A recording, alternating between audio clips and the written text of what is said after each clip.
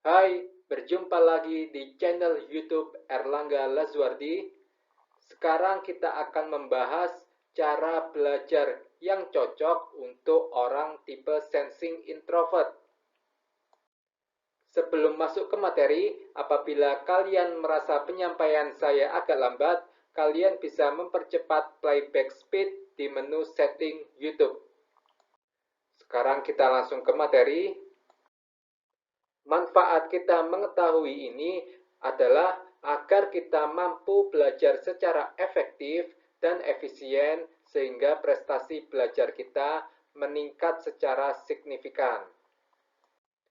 Perlu dipahami bahwa kesembilan tipe kepribadian genetik Stephen memiliki cara belajar yang berbeda satu sama lain. Apabila kita menggunakan cara belajar milik tipe lain, maka cara belajar tersebut tidak berdampak maksimal terhadap prestasi belajar kita. Maka dari itu, kita seharusnya menggunakan cara belajar yang sesuai dengan potensi yang kita miliki.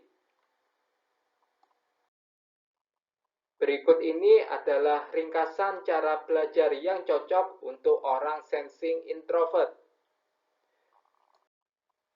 Terdapat 10 poin cara belajar mulai dari mengindra, merekam, membahasakan, memainkan, membaca, mengurutkan, rajin praktik, menggerakkan, membedakan, dan terakhir implementasi. Selanjutnya kita akan membahas ke-10 cara belajar ini satu persatu. Poin pertama, mengindra. Belajar melalui panca indera untuk mendapatkan fakta agar percaya dan paham. Fakta adalah bukti yang dapat diindra.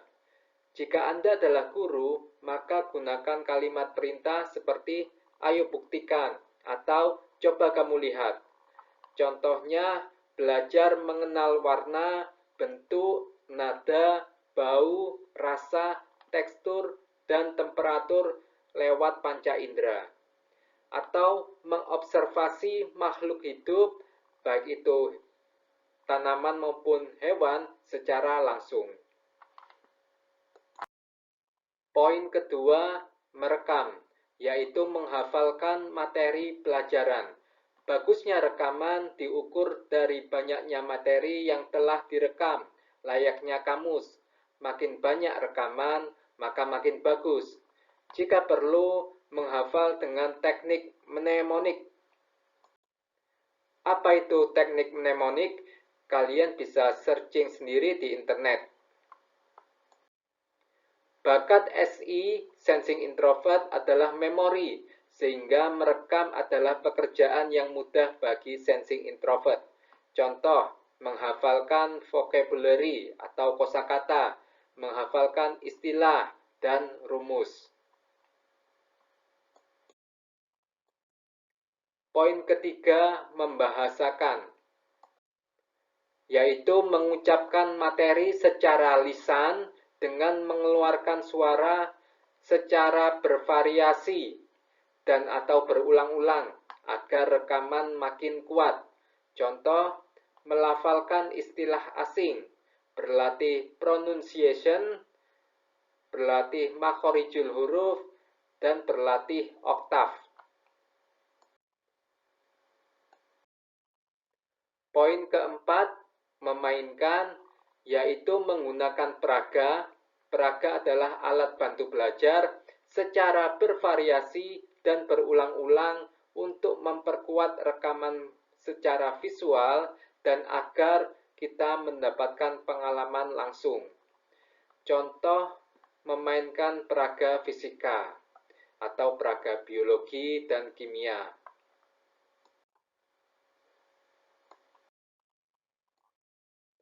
Poin kelima yaitu membaca, yakni membaca materi secara berulang-ulang agar mudah direkam atau dihafal. Contoh, membaca buku teks atau materi presentasi sebanyak 2 kali, atau membaca Al-Quran secara berulang-ulang. Buku teks adalah buku pegangan yang menjadi rujukan suatu mata pelajaran. Poin keenam, mengurutkan, yaitu mengurutkan materi berdasarkan urutan tertentu agar mudah direkam atau dihafal. Contoh, mengurutkan planet-planet dalam tata surya mulai dari planet yang paling dekat dari matahari atau planet yang berukuran paling kecil. Poin ketujuh, rajin praktik, yaitu mencoba praktik agar mendapatkan pengalaman langsung. Praktik tersebut harus sering diulang agar makin banyak myelin. Myelin adalah suatu bagian dalam sel saraf yang terbentuk dan berkembang. Makin banyak myelin, maka muscle memory atau ingatan otot akan makin kuat, sehingga kita akan makin mahir atau makin menguasai. Contoh, berlatih menjawab soal dan tryout, berlatih praktik olahraga. Jadi, orang sensing introvert harus praktik, dan praktiknya harus sering diulang agar makin mahir. Poin ke-8, menggerakkan.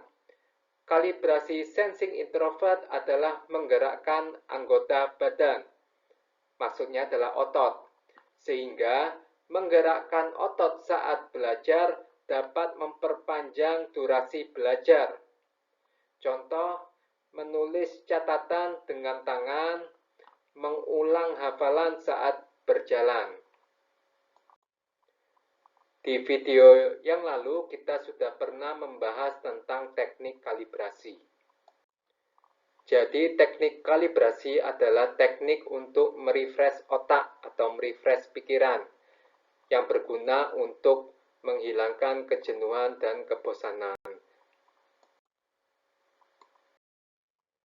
Poin ke-9, membedakan, yaitu membandingkan dua hal atau lebih untuk mengetahui perbedaannya secara rinci. Contoh, membedakan mana benar dan mana salah, membandingkan dua hal yang berlawanan atau bahkan mirip, mencari antonim atau lawan kata, mengetahui kata umum dan kata khusus.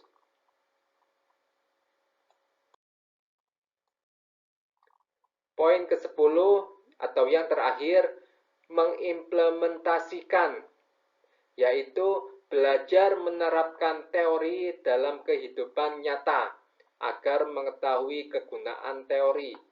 Contoh, menerapkan aritmetika dasar untuk menghitung uang, menerapkan tata bahasa untuk membuat surat, menerapkan sains alam untuk menanam tanaman, dan seterusnya. Baik, itu saja yang bisa kita bahas kali ini. Jangan lupa subscribe channel YouTube ini, Erlangga Lazuardi. Apabila kalian butuh informasi terkait tes TIFIN, misalnya lokasi tes TIFIN yang paling dekat ada di mana, silahkan hubungi saya melalui WhatsApp di nomor WhatsApp saya ini. Apabila kalian ada pertanyaan atau mungkin ada yang belum jelas, silahkan sampaikan pertanyaan kalian di kolom komentar di YouTube.